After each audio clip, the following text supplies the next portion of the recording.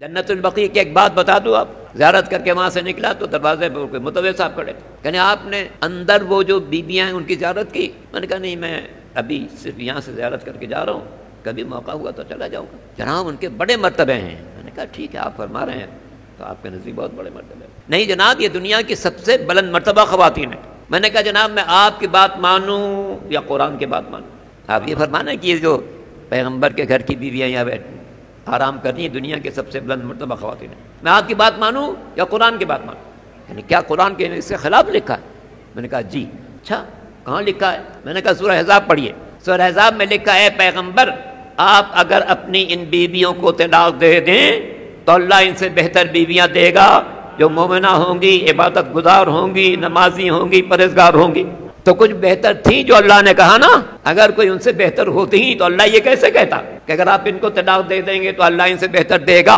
اس کا مطلب ہے حیات پیغمبر میں بھی جو بیویاں گھر میں تھیں ان سے بہتر وہ تھیں جو گھر سے باہر تھیں۔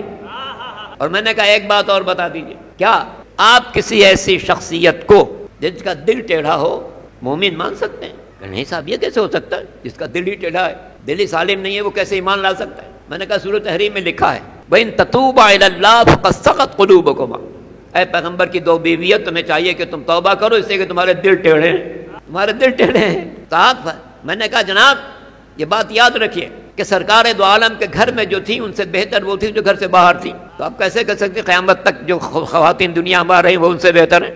میں عرض کرتا ہوں کہ جناب مفتی صاحب، شیخ صاحب، جو بھی آپ ہیں، اس پوری کائنات میں حضرت آدم سے لے کے حضور تک، حضور سے لے کے آج تک، آج سے لے کے قیامت تک کوئی ایسی خاتون نہیں ہے جو جناب سیدہ سے برابری کا دعویٰ کرے۔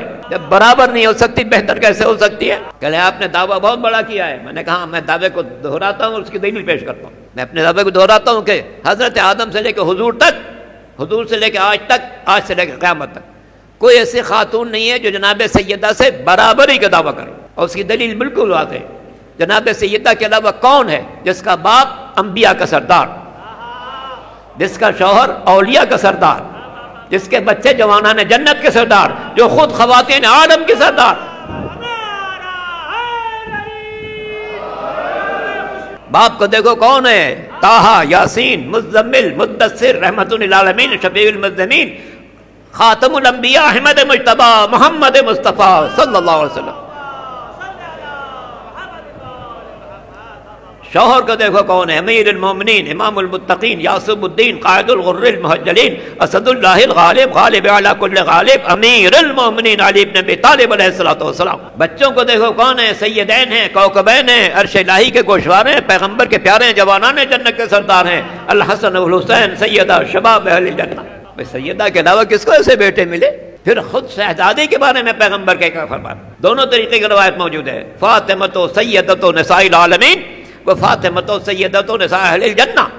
دنیا میں جتنی خواتین ہیں ان سب کی سید و سردار شہزادی ہیں، اور جنت میں جتنی جانے والی خواتین ہیں اولین سے لے کے آخرین تک سب کی سید و سردار خاتون محشر انسی حورا صدیقہ کبریٰ جناب فاطمہ زہرا سلام اللہ۔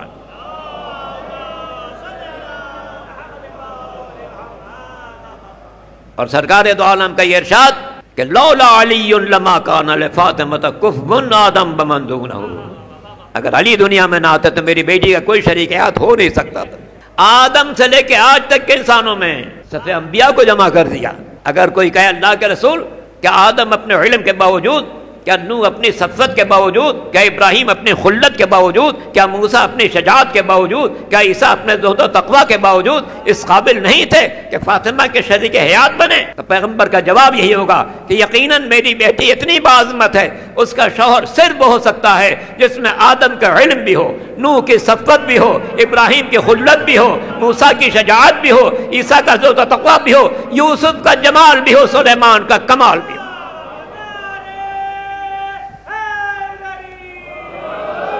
تاریخ قاصر ہے شہزادی کی کوئی مثال پیش کرنے سے۔ کیا منزلت اللہ نے عطا کی ہے، اور یہ ہماری لفظیں نہیں ہیں، سرکار دو عالم کا ارشاد موجود ہے۔ برادران سنت کی نہایت معتبر کتاب جس کے مؤلف ہیں مفتی اعظم علامہ سلیمان قندوزی، انہوں نے کیا لکھا شہزادی کے بارے اور مولا کے بارے؟ اور یہ کس کا ارشاد ہے؟ اس پیغمبر کا ارشاد ہے جس کی زبان پر وحی الہی کا پہرا بیٹھا ہوا کہ وما ینطق عن الہوی ان هو الا وحی یوحی، میرا نبی اپنی خواہش سے کوئی کلام نہیں کرتا، وہ تو وحی الہی کی ترجمانی کرتا۔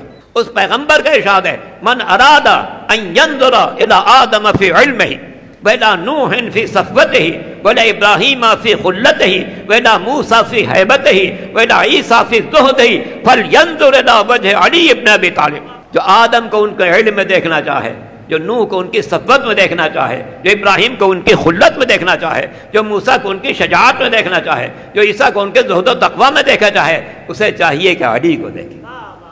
اس حدیث کا تقاضا یہ ہے جس نے آدم کے زمانے میں زندگی گزاری اس نے آدم کا علم تو دیکھا، نوح کی صفوت نہ دیکھ سکا۔ جس نے نوح کے زمانے میں زندگی گزاری اس نے نوح کی صفوت تو دیکھی، ابراہیم کی خلت نہ دیکھ سکا۔ جس نے ابراہیم کے زمانے میں زندگی گزاری اس نے ابراہیم کی خلت تو دیکھی، موسیٰ کی شجاعت نہ دیکھ سکا۔ جس نے موسیٰ کے زمانے میں زندگی گزاری اس نے موسیٰ کی شجاعت تو دیکھی، عیسیٰ کا زہد و تقویٰ نہ دیکھ سکا۔ جس نے عیسیٰ کے زمانے میں زندگی گزاری اس نے عیسیٰ کا زہد و تقویٰ تو دیکھا، سابقہ انبیاء کے کمالات نہیں دیکھے، مگر جس نے علی کو دیکھا اس نے آدم کا علم بھی دیکھا، نوح کی صفوت بھی دیکھی، ابراہیم کی خلت بھی دیکھی، موسیٰ کی شجاعت بھی دیکھی، عیسیٰ کا زہد و تقویٰ بھی دیکھا، سارے انبیاء کے کمالات کو یکجا دیکھا تو ذات علی نظر آ گئی۔ اللہ کا احسان ہے کہ اس نے ہمیں علی اور اولاد علی سے وابستہ قرار دیا۔ شاعر نے سچ کہا نازائیں ہم کہ ہم کو در مرتضیٰ ملا، نازائیں ہم کہ ہم کو در مرتضیٰ ملا، اس در سے ہم کو خلد کا راستہ کھلا ملا۔ کسی اور دروازے سے آئے جائیں آگے راستہ بند ملے گا، سمجھ رہے ہیں آپ؟ نازائیں ہم کہ ہم کو در مرتضیٰ ملا، اس در سے ہم کو خلد کا راستہ کھلا ملا۔